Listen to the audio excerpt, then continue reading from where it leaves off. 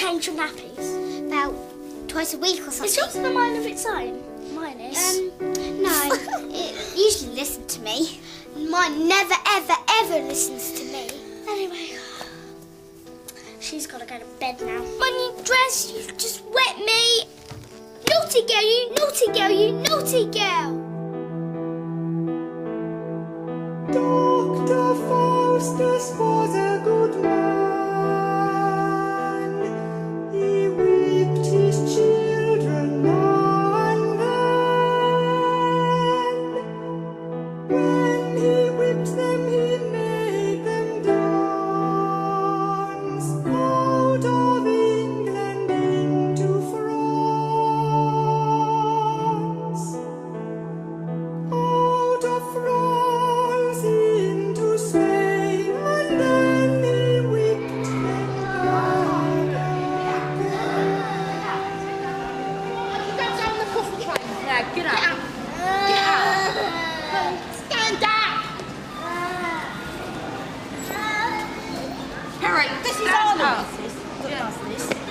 Stand up. What are you filming me for? I don't really care if I get smacked because I get smacked nearly every day. So I've got used to getting smacked, and I don't really feel anything.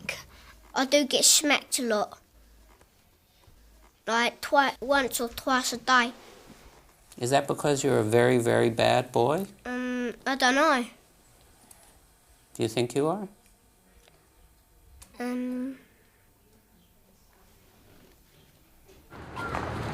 Excuse me, we're from Channel 4. We ask you a question. What do you think about hitting children as a form of discipline? I don't think I'd better answer that Why one. not? No, Do you hit your child? I don't hit them. No. You smack them? Occasionally. A little tap like that, right? If you know. But if that's a one-year-old baby, that's a big tap, isn't it? What? A little tap like that? Maybe a little smack on the leg, but... I think hitting is a bad word, but I think the odd cuff is probably quite... Why do you prefer to call it a cuff? Because I think hitting is a much more deliberate act, to actually hit someone, to go out and hit, and to actually think of hitting someone. But a quick cuff, you know, is to reinforce a verbal statement. Adults have always wanted to hide and justify what they do to children. So you do it through language. So if you say to someone, do you beat your child? Oh, no, never beat my child. Give them a slap, a little tap, perhaps. But there's no measure of just how much that actually hurt the child and whether the child felt humiliated by it. I think the backhanding one's more better because that doesn't hurt as much. If you do it like any other way, it does hurt, but it hurts if it's round the back of your head, around the back of the legs. It does hurt. So sometimes it can be quite upsetting. But I know that I've done something wrong, so it's my fault. She hits me really hard, and after a while, if I don't stop crying, she'll send me to my room and then she'll hit me again. The smacking of today that you think is the most you would ever do, the little tap on your toddler's hand when he touches something that he shouldn't, and you say, well, that doesn't really hurt him and I would never do more than that. There is a very good chance that you will do more than that because you've tapped him, he goes straight back to the television, he does it again. In the name of consistency, you have to tap him again. Tomorrow he goes back and does the same thing again, and in the name of consistency, what are you going to do? So you smack him on the legs. Over the years between 1 and 7, a very large majority of people who start smacking babies move from those light taps on the hand, through smacks on the back of the legs, through spank bottoms, to a quarter of them beating children with cane sticks, hairbrushes or whatever. Now, I know that to the majority of parents who are at the little smack on the back of the leg stage, the idea that they might hit a child with a ruler is actually very offensive, and people watching this will be angry at the suggestion. One of the things that I think would quite alarm people, actually, would be if they knew some of the things that this study of 400 families around London talks of. Choking them, throwing them, that's part of physical restraint punishment. There was punishment by example, which included giving children Chinese burns to show them what it felt like, burning them with cigarettes to show them what it felt like, using knives and scissors to show them why it was dangerous to play with those things. And then there was a category called ingestion. Yes, come on. Now drink it, come on. If I've, by mistake, sweared at my mum or dad, if I'm in a really, really bad mood, I get washed out with mustard or pepper. But my mum won't give me a drink after that, so I have to run upstairs and get loads of water down my throat. But that doesn't mean I'm scared of my parents, because I know what they're doing to me is right, and they're teaching me a lesson and telling me never to do it again. So that's the reason why I'm not scared of my parents. There's stacks of myths about corporal punishment, smacking kids. Almost all of us have been hit as kids, and to say this was the wrong thing is to say our parents did the wrong thing, and that's hard. And almost all of us have hit our own children, and that's even harder, to say to yourself that what I did with my child was the wrong thing. How would you feel if the law was changed and it were made illegal for parents to hit children? No, I think that they need it every now and again. How hard do you hit them? Well, not that hard, but they push it, don't they? All depends really. British law permits the beating of children, but this has now been ruled a breach of the European Human Rights Code. We're going to visit families where physical punishment happens frequently. Children are hitting out at each other. The parents talk about the need for physical punishment. I'm sure there must be a way of dealing with children effectively that means that you don't have to smack them. And water the plants, please. If I'm on a shorter fuse, they might get a smack sooner rather than later. I mean, you didn't see it once tonight, and it wasn't because I was trying not to. There was no need to. And I don't want to come back up straight away, or you'll stand in the hallway. Smacking. I don't like to do it too often, but sometimes, it's like a last resort when you're at the end of your tether. You don't know what to do. You just sort of... I think there's nothing wrong with smacking. They do need to know that they have done wrong and that the behaviour is not acceptable. Leave it in peace. Jack, behave. Jack, behave. Have you finished, Jack? Aye. Jack, stop shouting. And that's nearly finished. Jack, stop shouting. Sarah, stop it.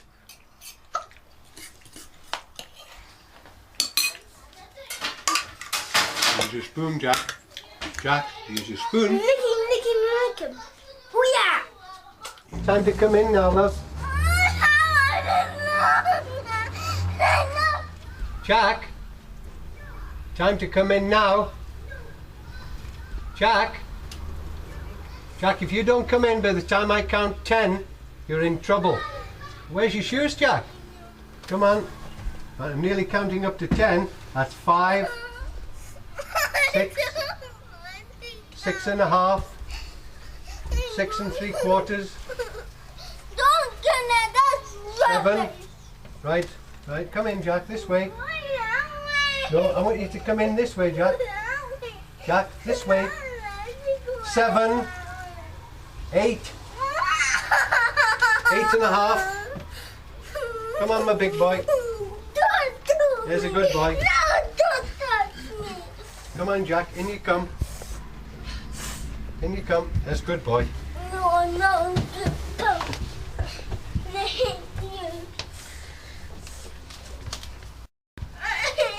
Stand up. Stand up. Don't you talk to me like that. Is that a little of sunshine? Stand up. Stand up and go inside.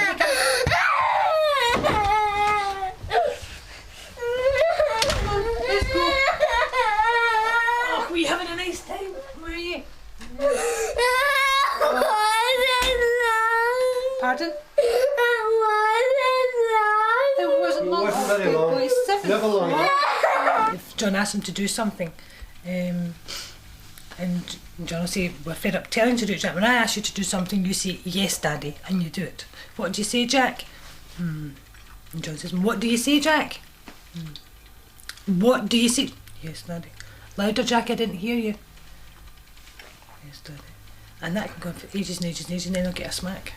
And so John will say, what do you say now, Jack? No, he's just been smacked. Yes, Daddy. Say, Jack, if you don't say it clearly so I can hear it and I know that you're going to do it, you're going to get another smack. And I was like, Jack, just say, yes, Daddy, just say it. The smacking doesn't register with him as anything, sinister. Yet. Yet. I'm very aware of John is 6'1", I'm almost 5'8", the size of our hands on his bottom. Well, see that? There was quite a bit of force in there, but you couldn't describe that as a blow, could you?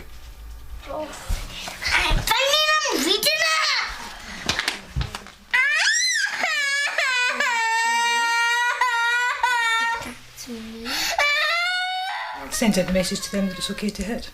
I want my children to be disciplined, but I would like to find an alternative that works other than smacking.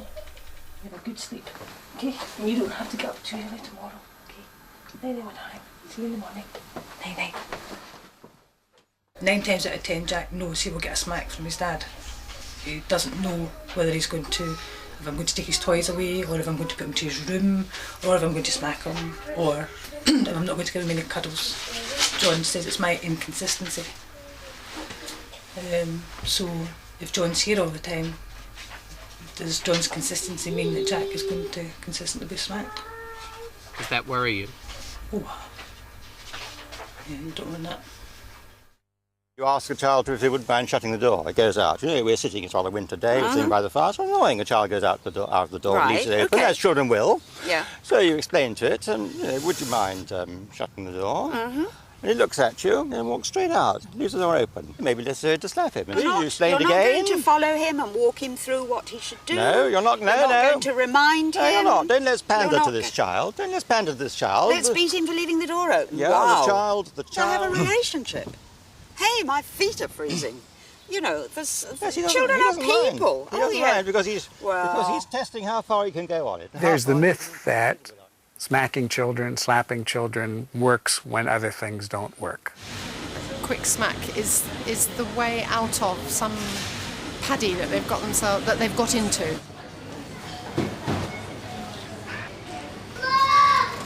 What the research shows is that though corporal punishment, hitting a child, does get a child to stop doing some wrong thing right there and then, in the long run, it's counterproductive. It tends to make things worse. There's also a misperception of the effectiveness because parents themselves get satisfaction out of it. Usually they hit a child because they're angry. I was out in the garden letting out the pigeons. I went back, coming up to the bottom from the bottom of the garden, going in, and as I went up, I scared the pigeons.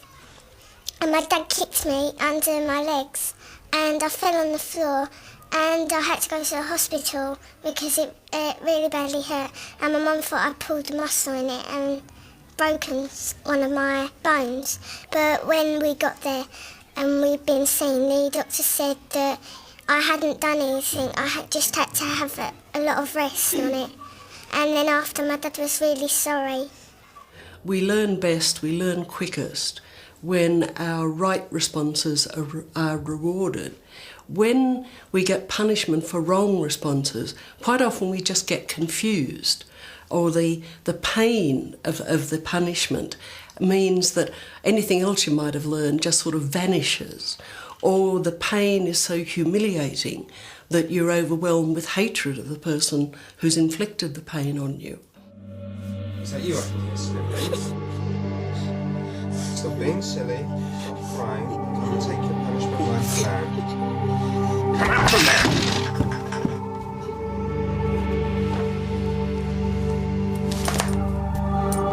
You're going to get one of these. Otherwise it's going to be more. get you.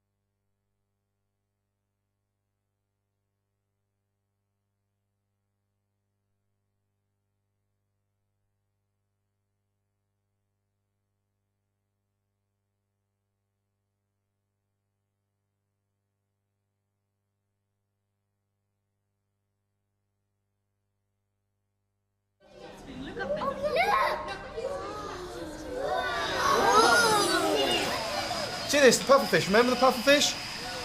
So he starts off little, doesn't he?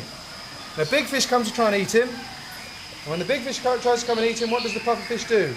Puffs right out and he gets much bigger. And because he gets much bigger, it becomes very scary, and the big fish don't want to eat him. The words that I still have ringing in my ears from my dear mum were, God help you when your father gets home. And so if I'd come home from school, you know, I'm 11, 12-year-old, I'd come home from school, done something naughty, and then had to wait between 2 and 3 hours before my dad came home, 2 or 3 hours of sheer terror, waiting, knowing that I was going to be punished when he arrived. And so it was awful that I look back to think that one of my greatest fears was hearing the door go and Dad coming in and waiting for those dreadful words, Peter, come downstairs. The caning or the slippering or just if I was smacked with his hand didn't tend to go on for a long time. It was quite controlled, a bit like exacting a punishment. If I don't behave, I will be smacked. The fear of physical punishment destroyed, or perhaps it never gave a chance for me to have the kind of relationship with my dad that I would have loved to have had, that I never really got until he was quite an old and sadly a sick man. And we used to talk quite literally on his deathbed about childhood and how he always was conscious that he had physically punished all of us. And he said, Peter, I only did what I thought was right, but I probably got it wrong. And I thought it was a very humble thing for him to say, but he was dying, he knew he was dying, and we needed to make our peace. You've just said that the child should be at least a little afraid of his parents. Yes, indeed, I think so. So, He yes. lives There should be an underlying fear. Okay, so he lives his childhood with a level of fear. I'm not trying to exaggerate what you're saying. He lives through his childhood with a level of fear. What does that do to his spirit, to his creativity, to his self-esteem as a human being? I think we all need, as adults, to have some residual fear of other people with whom we have relationships. That if we behave in an unacceptable way for them, they're going to retaliate in some kind of unacceptable way to us that we aren't going to like. Don't you believe in conscience? Of course I believe in conscience. Well, why do I need fear if what I've developed through my socialised childhood is an internalised conscience? I don't need to be afraid of people. Nothing else will keep a child safe and good when you're not there to slap him.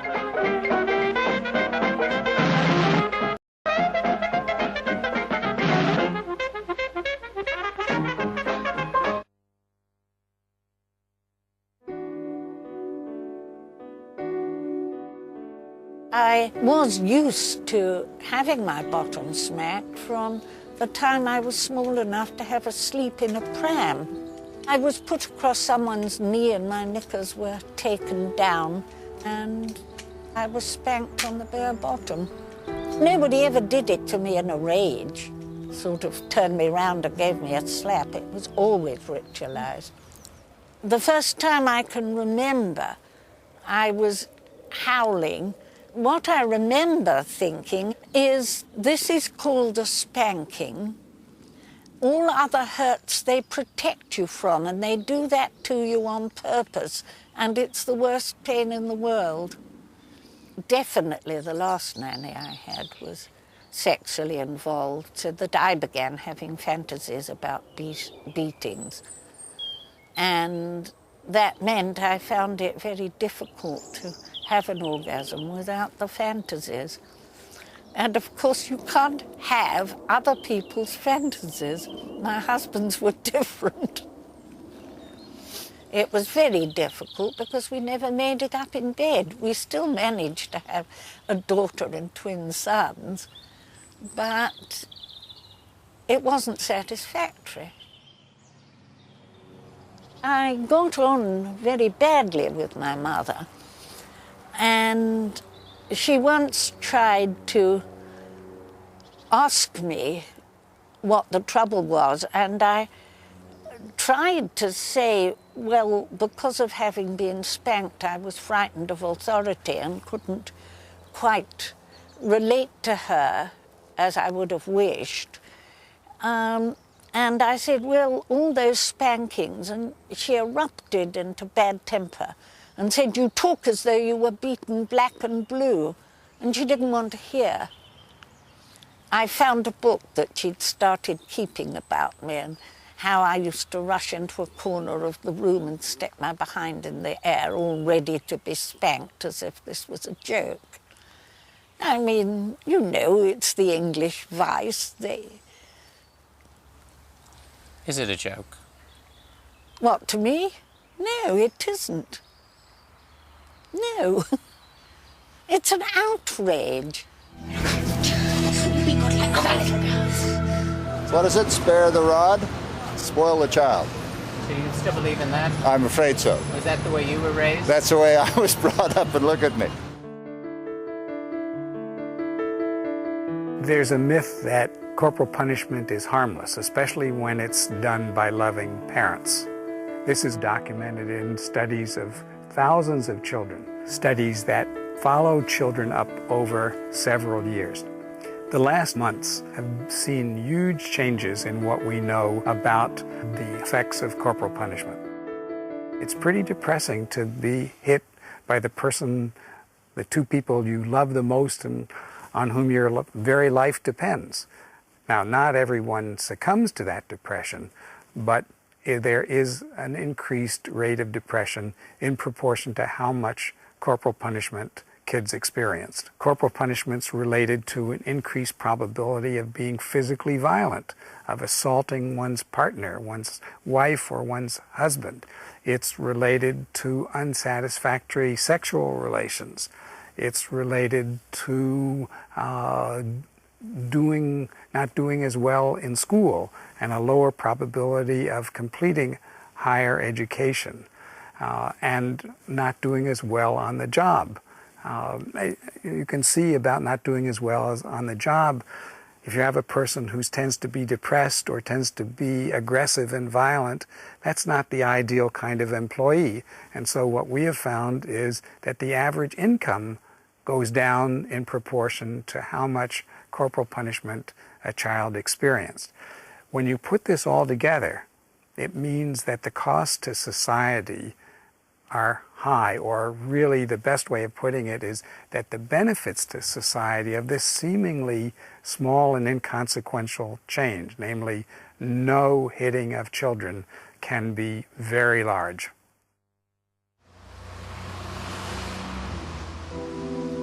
My mother particularly disciplined me at every opportunity for every indiscretion or misdemeanour.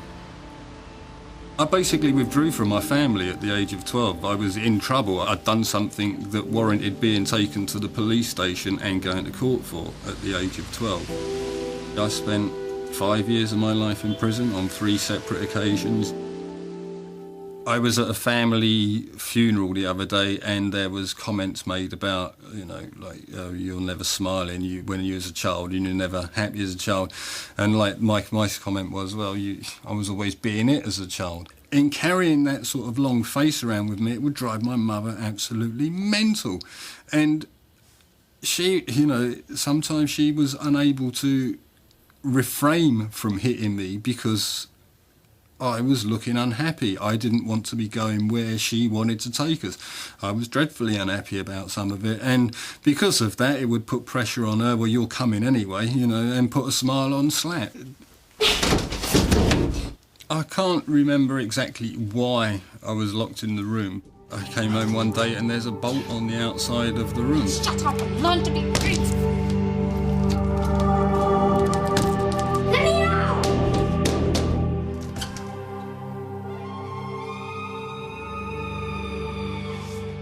I was always told by my mother that I would be locked in a prison, that I was no good, that my life would be wasted, that I would never achieve anything.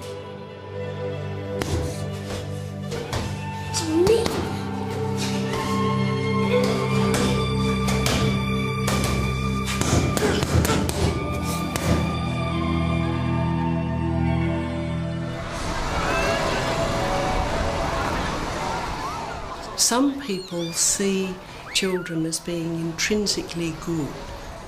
In them is something so wonderful, and so education, the meaning of that word is to lead out into the light. You bring this internal goodness out so it can blossom. So that's one kind of education, one way of seeing children. The other way is to see inside the child something dangerous, something that needs to be controlled. It's a sort of thing that's in Christian religion, you know, a baby is born in sin. Now, if you see the child as having inside himself something which is dangerous, then you develop a form of education which has to do with controlling and moulding the child, and you always feel frightened of the child, that the child is going to run amok. I was out with my cousins. I had an argument with another child in a playground, and the mother stepped in, and I called her a silly old cow or a silly old bag or something, and my cousins told my mum and dad, and when they got me home, my dad took me into the kitchen and hit me a number of times with a thick oak walking stick that belonged to my great-grandmother across my bottom, and the last time he hit me so hard it snapped. Once, again I must have been about 8 or 9.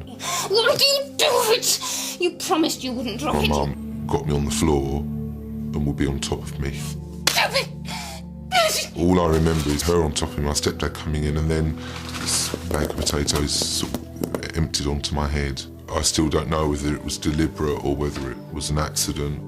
Everything was so quick and loud, and just, you know, when things went off, it was mayhem. I went for the interview for adoption, for my stepfather to adopt me. The woman asked me if I wanted him to be my father, and I said no, and she said why, and I said because he hits me or he smacks me, and there was sort of silence, and then she sort of laughed, and then I laughed, and then it just all sort of went ahead. When I was around 13, 14, my brother was aggravating me. I went for him and was sort of strangling him, and I was grounded for 6 months. And by grounded meant I was in from school, tea, and in bed. My mum threatened me with another 3 months or whatever, and then she went off to work and I took an overdose. You tried to kill yourself? Yeah. They thought, you know, I was their property, they could do what they wanted me to be this, that or the other, and, you know, I'm an individual and I needed to grow as an individual and be nurtured as an individual, not as little versions of them. When we were born, we were completely selfish little babies. But soon after that, each of us found ourselves in a situation where we were being in some way punished by our parent. And it was a situation we couldn't escape from. And the understanding we had of that situation, we could have expressed as, I am being unjustly punished by my bad parent. But as soon as we think of our parent as being bad, we realised that this is the person we depend on. You can't have a bad parent. So what are you going to do? You can't escape, so you have to reconstrue. And we reconstrued by saying, I am bad and am being justly punished by my good parent. Now that way, each of us sacrificed ourselves in order to keep our parent as good. That's the sort of thing that happened to most of us, and it only happened a few times. But for some children, that situation of being unjustly punished, brutally punished, happens over and over again. And so it's very difficult for the child to keep seeing the parent as good. So he or she, cruelty gets handed down from one generation to another. I've got that sort of knees. I wasn't hitting my children, I was hitting out. And I think my mother too was lashing out. My younger daughter has accused me of hitting her, so she knocked her head on the bed and taking her to casualty and telling her not to say that what had happened. For obvious reasons, social services and so on. But I remember it as a very amicable agreement between us, and we were almost laughing. So, good. So can you put it with that? I think one of the reparative things for me has been working with special needs children, school-phobic children, autistic children, and working well with them. Yes, you can. Stand. Stank? Yeah. It's a bit rude. Okay. What's that? Hell, definitely. You know what hell is? My son once said to me, oh, you have to be autistic, don't you? Do you have to be autistic to be treated properly? Well done. Can you read them then? Float, jar, hell, drag. Well done. So we finished that, haven't we? When my son was about 5 and my husband had left, and I was either pregnant or my youngest was a very little baby, and we were getting ready to go to the library, and my son refused to put his coat on, and I think I shook him, and then we cuddled on the stairs, and I said to him, we love each other, you and I, don't we? And with great dignity he drew away from me and said, the thing is, which I love you, but you don't love me, and I don't think I'll ever get over that. That's sort of piercing accusation, really.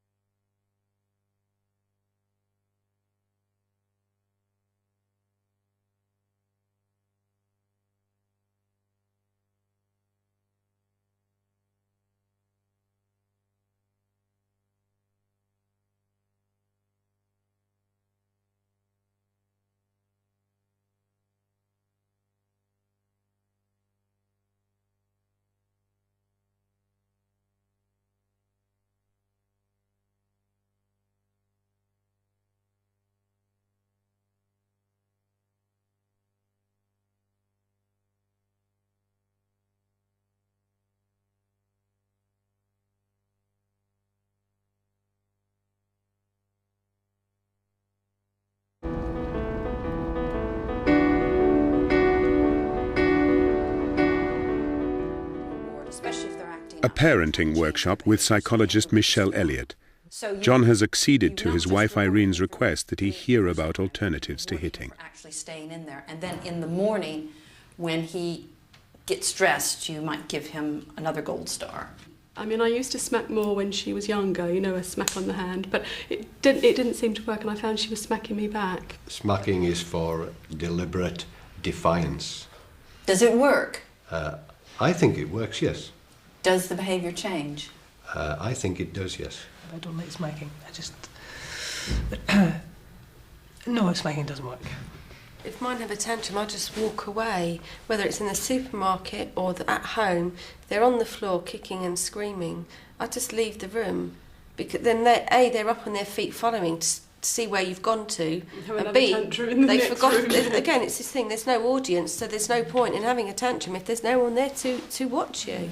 Is a smack harming them? Yes. How? I think what it is teaching them is if you're bigger than somebody or more powerful than somebody, that one way to deal with disagreement is to hit. Daddy's done it or Mummy's done it, so that's okay. I'll do it. Jack gets smacked for smacking his sisters. No! Right? Because it is not acceptable for him to smack But other it's not. people. But the message you're giving is that smacking is only not acceptable in some circumstances. I think that the message we need to give to children is under no circumstances should anyone ever use physical force against somebody else. There are better A ways. smack is not violence. Oh, is it hurts? Let me You're telling me it doesn't hurt? All right. Right? Ouch! See Let me that? see your hand. Let me see your Right? hand. Now. It's red. Right? Distancing yourself, I think that is almost worse than a short smack which is over, but you still love them. If you withdraw your love, that's always wrong. I think that's the worst thing you can do to a child. But we withdraw our approval all the time. I withdraw my approval by saying, I don't approve of what you're doing. And I don't really want to be around you when you're doing that behavior, which is the same thing you do when you walk away when they're throwing a tantrum. Yeah. Or that you do when you put them on the naughty stare. Ideally, we wouldn't use smacking. Ideally. Yes.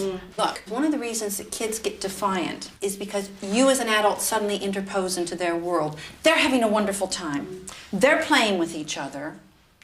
They're drawing. They're watching television. But your time says, okay, it's time to come in. And they've got no warning. They can't wind down like we can. I was smacked. It never did me any harm. I don't think it'll do Jack any harm.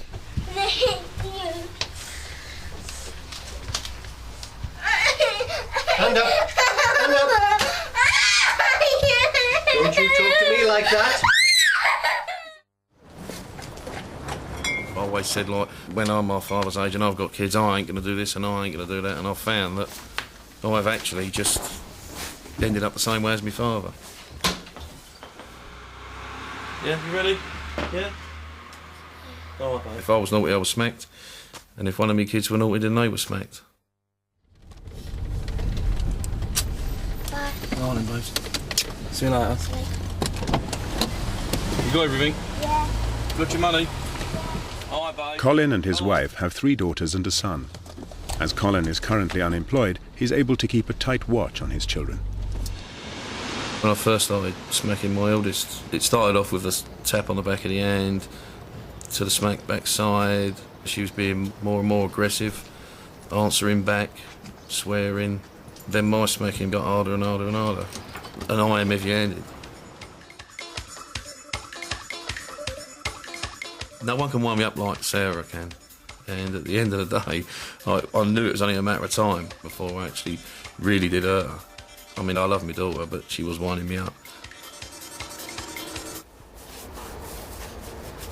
We was in the garden. I was painting the fence. It was a big 10-litre bucket. And I gave Sarah the brand new brush. She said, "Oh, Dad, can I help you?" I went, "Yes, of course you can."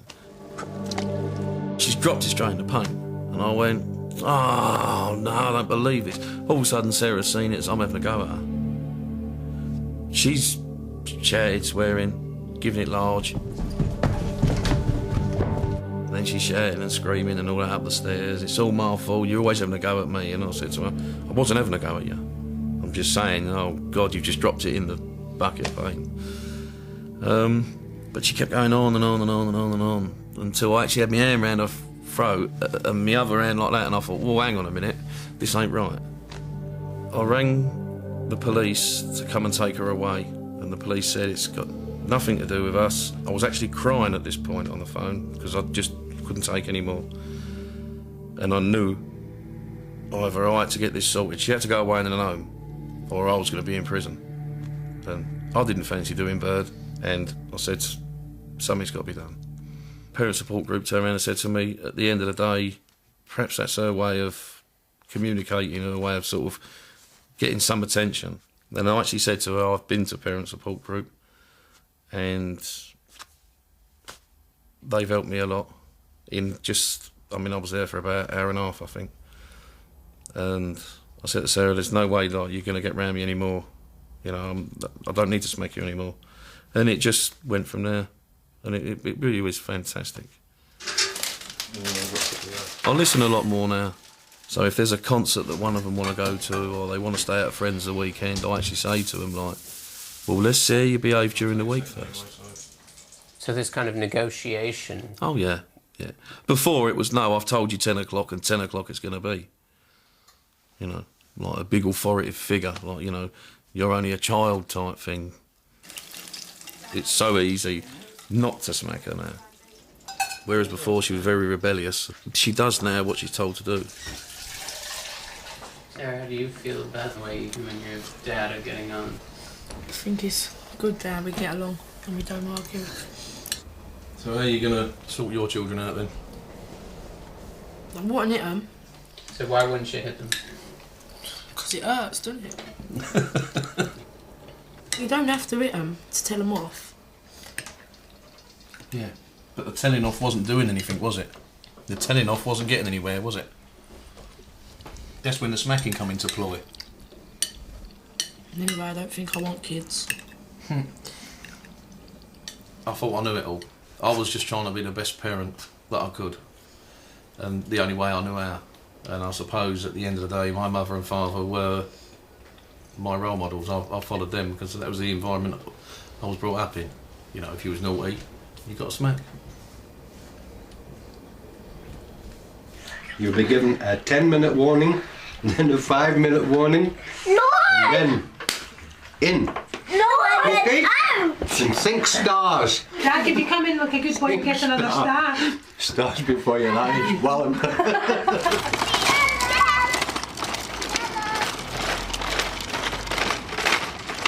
Being in a room with other mothers who smack and don't like it. Mommy! Yes, my darling? Pardon? well, can you come back in 5 minutes' time, please? And then you get another star. I just need to hold it. 5 minutes then. 5 minutes. Clever boy. Look at how many have you got? One. They get a star. One. Of course you do. How many have you got? Two. How many have you got? Two. Who's got the most? I have to go to work, therefore you have to get ready for bed. Okay?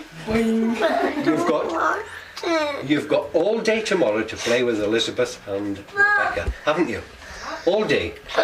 Right? Be away. Well, I'm off all day as well. Look at that clever boy. Eh? Well done. I know you don't want to, right, but I want you to get changed now. Come on. Clothes off, jammies on. Well done, Jack. Oh, look at that. Jack's got 4 stars. I'm catching up with Jack. Why is she getting one? Because when we said to Sarah, do come on in, Sarah, she said, certainly, Mum. This morning, I've been crying. Dad made me so upset. He shouted and he swore at me just 'cause things got so wet. I only turned the tap on to get myself a drink. The trouble is, I didn't see. The plug was in the hole. Sink. Very good, Jack. You were listening. I think the ideas are good, but I still think that you need the ultimate deterrent. Still think smacking is the ultimate deterrent? I think it is.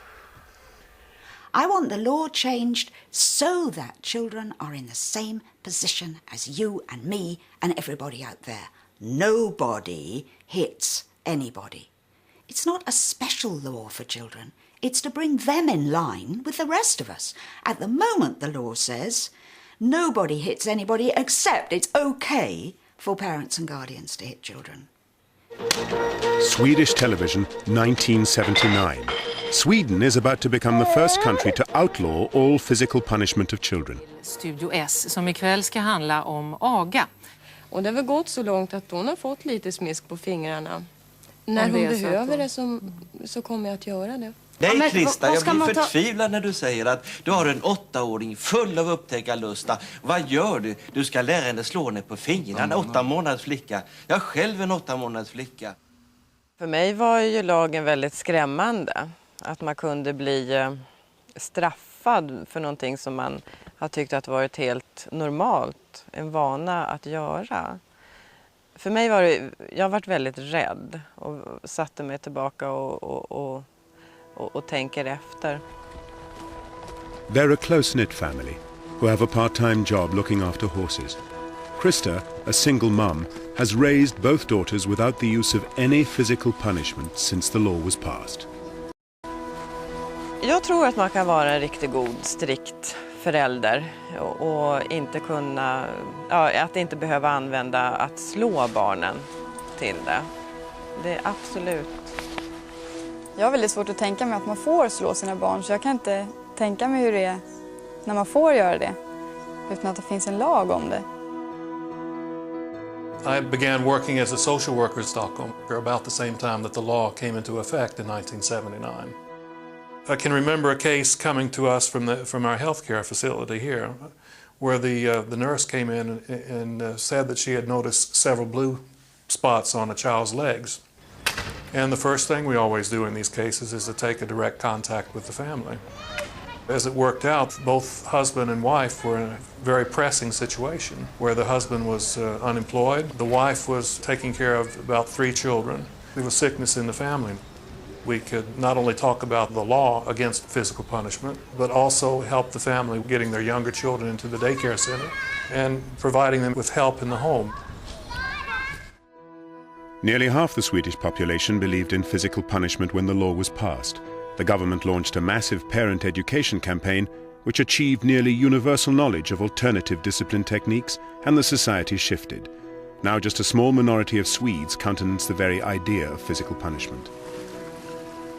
The act of the Swedish parliament didn't result in a single arrest or jailing of a parent, nor did the absence of physical punishment result in increased social problems. The rates of crime, substance abuse and suicide among young people have all decreased since the law came into effect. Since 1979, 7 countries have followed Sweden's lead. A law like that isn't intended for punishment, it's intended for prevention. It's intended to make a statement about what society today, it's no good referring back to the 19th century, finds acceptable. It's prevention of something that's over, it's past, it's anachronistic, it's finished.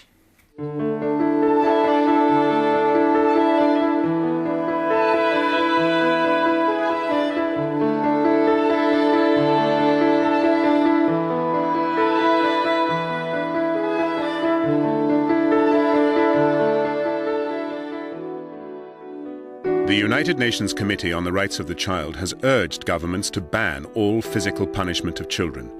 The Royal College of Paediatrics and 140 British organisations concerned with children's welfare have joined this call. But the British government has continued to uphold the right to smack. Dr. Faustus was